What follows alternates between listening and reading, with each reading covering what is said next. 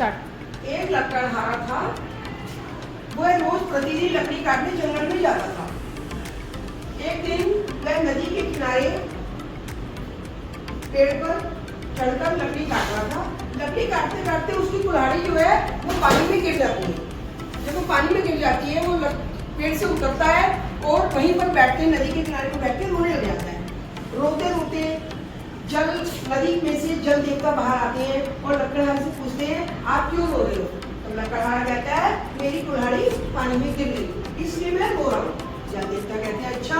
जल देवता पानी के अंदर जाते हैं और वहां से सोने की कुल्हाड़ी बाहर लेकर आते हैं और लकड़हारे से कहते हैं, क्या ये आपकी कुल्हाड़ी है? लकड़हारा कहता है, नहीं, ये मेरी नहीं है। और वह लकड़हारा फिर रोने लग जाता है। जल देवता फिर पानी में जाते हैं और अब वो कौन सी कुल्हाड़ी लेकर आते हैं? चांदी की। चांदी की कुल्हाड़ी लाते हैं। लकड़हारा से कहते हैं, ये वाली आपकी है? लकड़हारा कहता है, नहीं, ये भी मेरी नहीं है। लकड़हारा फिर रोने लग जाता है। जल देवता पानी में जाते हैं। अब जल देवता कौन सी कुल्हाड़ी लाते हैं? लकड़हारे की। लकड़हारे की कुल्हाड़ी बाहर से निकालते हैं और लकड़हारे से कहते हैं, क्या ये आपकी कुल्हाड़ी है? लकड़हारा कहता है, हाँ, यही मेरी कुल्हाड़ी है। लकड़हारा बड़ा खुश हो जाता है। तो जल देवता लकड़हारे को उसकी कुल्हाड़ी देते हैं और दो कुल्हाड़ी को उसको गिफ्ट में देते हैं। लकड़हारा कहते नहीं, फिर वो जल देवता कहते हैं, नहीं, आपकी कुल्हाड़ी आप अपने गिफ्ट के रूप में हम आपको इनाम में दे रहे हैं कि आपने सच बोला था। और फिर जब लकड़हारा खुशी खुशी तीनों कुल्हाड़ी लेकर अपने घर आ जाता है। अब आपको इस कहानी से क्या शिक्षा मिलती है?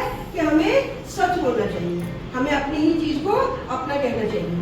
जैसे आप लोग कई बार कहते हो, एक पेंसिल है और दो बच्चे उसको कहते हैं, ये भी मेरी, वो दूसरा भी कहता है, ये भी मेरी। तो मैम के साथ बड़ी प्रॉब्लम ये कई बार कि एक पेंसिल, दो बच्चे कह रहे हैं, ये भी मेरी, वो भी मेरी। तो ऐसी पोजीशन में मुझे क्या करना पड़ता है? उस पेंसिल को अपने पास रखना और बाद में देखते रहते हैं, ढूंढते हैं। फिर तो बाद में पता लगता है एक बच्चा जो है उसके बैग में है वो पेंसिल। वो कहता है, मैडम ये पेंसिल तो मेरे बैग में है।